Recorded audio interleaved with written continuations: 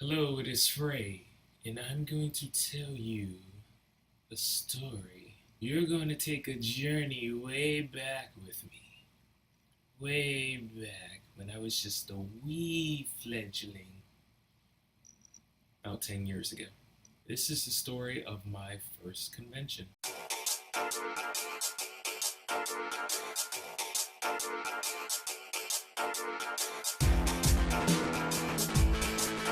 The year was 2007, and we were young entrepreneurs just ready to sow our royal oats all in Otacon's love socket, aka the artist alley.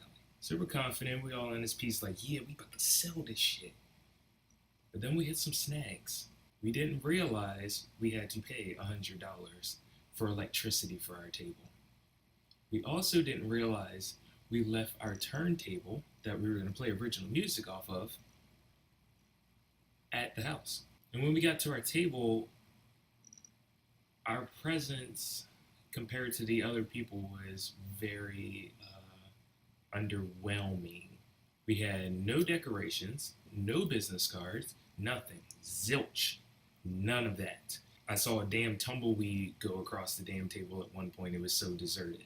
Someone threw some sand on our table because it was so deserted. Meanwhile, we had people around us who had tons of self-published comics that they've already been doing for years on end. Giant Bleach and Afro Samurai prints just hanging up on these big old crates. Handmade replicas of different anime props that you could buy. Colorful signs and posters and decorations, candles, all of that kind of stuff. So you can imagine no one even gave us a second glance, no matter how much we pleaded, no matter how much we tried to bargain with them. We even started making deals. We were saying, you buy the manga, you get the soundtrack for half off. Then we said, you buy the soundtrack and you get the manga for free. Buy the second remix CD for the manga and you get the original CD for free. None of it. Nobody gave a damn. Just that first day, we just really lacked presence. So we went home that night, took our L, and re-strategized. This time, we made sure we had that damn turntable in our grasp. So we put that away first as soon as we got there. See, the plan was, and in hindsight, if you think about it, we could have just got decorations and decorated the next day. But we didn't. Instead, what we did was we brought the turntable so he could play a live set of our original music. Ha ha, ha ha. People started ignoring the tables around us because they were interested in our music. Man, I was so proud. I can remember I was like, play that shit, you play that shit, yes, bitch, yes. I don't know, sorry. But when my friends started playing, people were coming up and they're like, oh shit, what's that? That sounds kind of nice. And we're like, it just happens to be our soundtrack.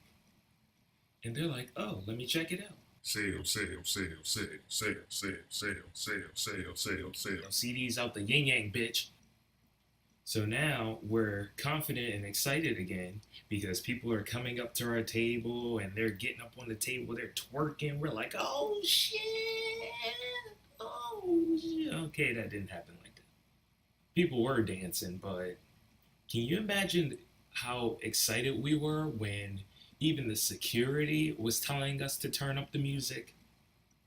That feels so good. It makes you feel like you're doing something right. Unfortunately, people caught wind of what we were doing. So you can imagine our disappointment when we came in Sunday and people were playing their music. Fucking biters.